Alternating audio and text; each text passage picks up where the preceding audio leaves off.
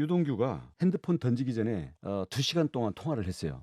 완전 복심. 복심이면서 유동규까지도 잘 알고 달랠 수 있는 사람. 정진상 실장에게 5천만 원 주신 거 맞습니까?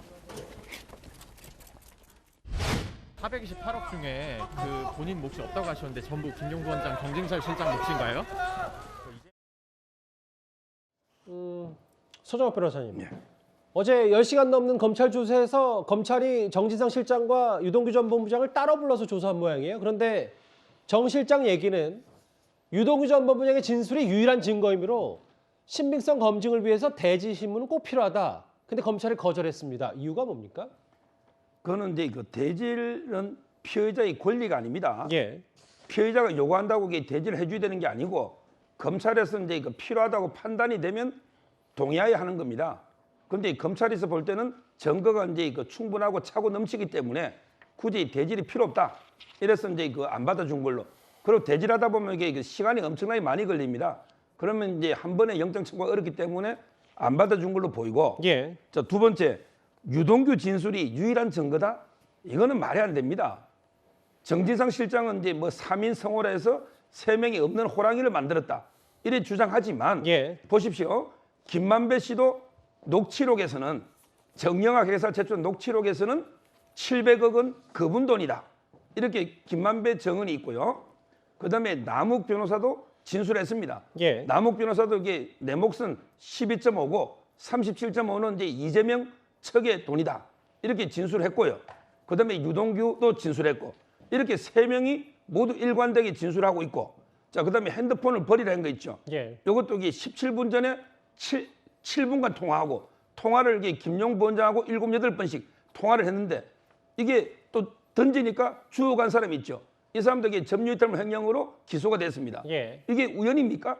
따라서 저는 그 부분의 유동규 진술은 상당히 그 신빙성이 있다. 이렇게 보이고 마지막으로 이게 위례 부패방지법 이것도 이제 그 남욱이나 또는 이제 정재창 씨 이런 여러 가지 정언에 의해서 정보가 이미 누설이 됐다. 예. 이런 게 공소장에 이재명 이름만 18번이 나옵니다. 예. 따라서 저는 유동규 진술 하나밖에 없다. 이거는 이게 국민을 호도하는 거라 봅니다. 그러니까 검찰이 대질 신문 요청을 받아들일 이유가 없다. 서 변호사님 그렇게 보시는군요. 예. 검찰 얘기도 이 얘기예요. 수사팀은 증거 하나만 갖고 사실관계를 확정하지 않는다. 다양하고 충분한 인적, 물적 증거를 확인해서 공소 사실과 범죄 사실을 이번에는 그 압수수색 영장에도 그렇고 한자 한자 녹여서 적는다. 본인은 자신감이 있다는 그래서 구속영장도 청구했다는 이 얘기일 텐데 사실 어제 민주당 차원에서 3년 전 정진상 실장의 자택에 CCTV가 다 있어서 유 전 본부장 증언처럼 CCTV 피해서 계단으로 돈 줬다라는 게 말이 안 된다는 게 민주당의 입장이었는데 또 그런 부분에 대해서도 어제 검찰이 또 조목조목 반박도 했더라고요.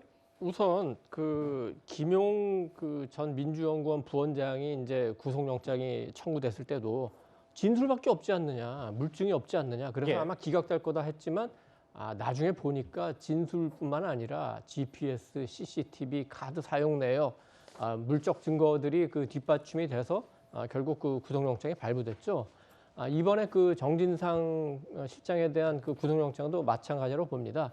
유동규 씨 등이 2013년, 2014년, 2019년 그리고 2020년에 3천만 원, 5천만 원, 3천만 원, 수천만 원 이렇게 줬다고 진술한 내용뿐만 아니라 지금 우리 김 앵커가 얘기했던 그 CCTV 얘기도 있고 또 다른 그 수천만 원의 그 돈을 줬을 때는 예를 들어서 성남시청 2층에 그 정진상 씨 사무실이라든지 이런 구체적인 장소들이 적시가 되어 있습니다. 저 CCTV는 물론 아파트 밖에 입구에도 설치될 수 있고 뭐 다른 데 있을 수 있지만 결국 그 돈을 가지고 올라가는 모습을 가장 적나라하게 찍을 수 있는 거는 역시 좁은 공간 아닌 그 엘리베이터 안 아닙니까? 예. 그래서 다 피하진 못하더라도 결정적인 건 피하기 위해서 계단으로 올라갔을 가능성도 충분히 있습니다. 그리고 지금 제가 말씀드린 그 관련된 증거도 언론에 보도된 것만 말씀드린 거고 아마 영장에는 우리가 공개되지 알지 못하는 공개되지 않은 알겠습니다. 많은 증거들이 포함되어 있다. 일단 그렇게 봐야 되겠죠. 그리고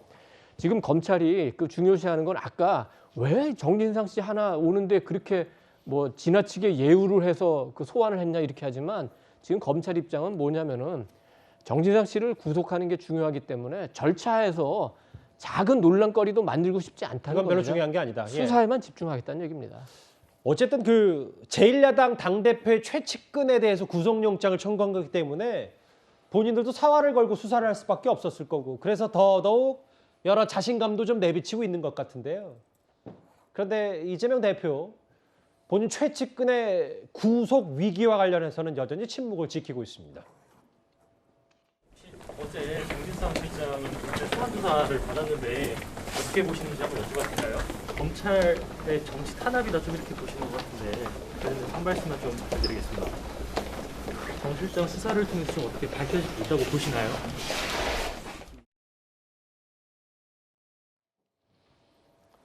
최근 이재명 대표는 뭐 본인 측근들 관련 검찰 수사에 대해서 별다른 얘기를 안 하고 있는데 어제 한 기사를 SNS에 공유하면서 과거 대장동 수사와 지금 대장동 수사는 정권이 바뀌고 검사가 바뀐 게 전부다 라는 얘기를 했어요. 이것도 또 그러니까 과거에는 유동규 전 본부장만 집중하던 이제는 본인까지 오냐 뭐 이런 얘기를 하고 있는 겁니까?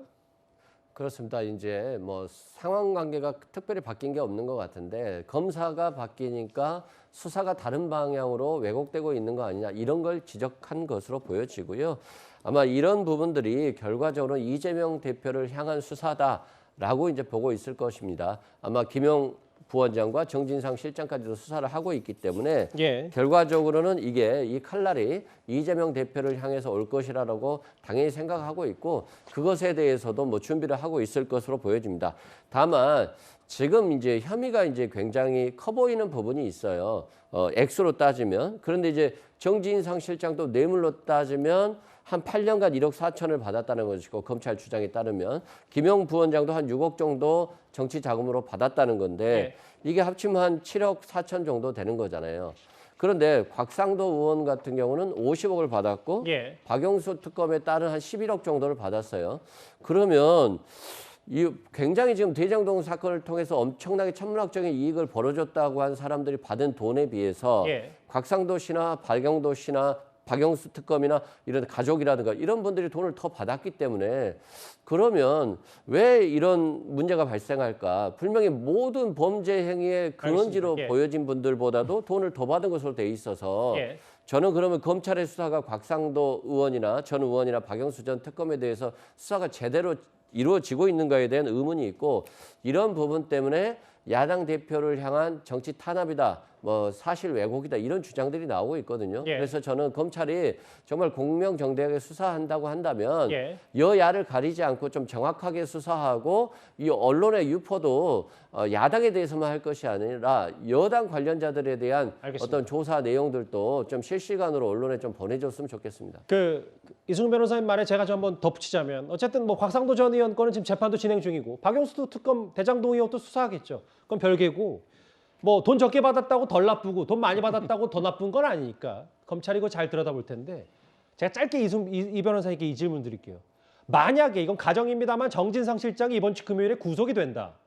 그럼 이재명 대표 어떤 유감 표명이나 사과하는 겁니까? 그건 뭐 최고위에서 상의를 해봐야 되겠습니다만 아마도 이제 이재명 대표 입장에서 보면 이게 소설을 쓰고 있다, 검찰이 창작을 하고 있다라고 하지 않습니까? 예. 그러면 정진상 실장과의 대화를 통해서 자신에게 주어진 혐의들에 대해서 절대적으로 부인하고 있기 때문에 예. 이재명 대표 입장에서는 구속영장이 발부된 것만 가지고서 법원이 발부를 하더라도 예, 그것만 가지고서 어떠한 유감 표명이라든가 한다는 것들이 마치 범죄 사실을 인정하는 것으로 보여질 수 있어서 굉장히 고민이 될 것으로 보여지고요. 다만 이제 국민의 입장에서도 생각을 해야 되기 때문에 아마도 지도부가 많은 알겠습니다. 고민을 할 것으로 보여집니다. 조 의원님 검사가 바뀐 게 전부라고 이 대표는 얘기하고 있거든요. 이렇게 말씀하면 안 되죠. 이 사건은 더불어민주당의 대선 후보 당내 경선 때부터 시작이 된 겁니다. 어떻게 보면 당내 경선 때 있었던 거고요. 무려 4년 전에 시작됐던 수사예요. 그런데 정권이 문재인 정권 때는 수사가 제대로 이루어지지 않아서 4년째, 3년째, 그리고 2년째 이렇게 장기화되고 있는 겁니다. 그리고 더불어민주당의 대선 후보를 지냈고 또 성남시장과 경기지사 시절에 개인 비위 혐의에서부터 시작이 돼요. 그렇다면 더불어민주당을 전체를 다 끌고 들어갈 것이 아니라 사과를 해야죠. 국민적 논란을 일으킨 점, 걱정을 끼쳐드린 점, 이런 데 대해서는 사과부터 하고 시작하는 게 좋습니다. 지금 선후가 전혀 완전히 바뀌었습니다. 예, 일단은 그 차원이 다른 최측근이라고 불리는 정지상 실장에 대해서 검찰이 구속영장을 청구했기 때문에 이번 주 금요일이 구속 여부가 갈리는 분수령입니다. 검찰 얘기, 정진상 실장의 반박 얘기까지 첫 번째 이슈에서 준비했습니다.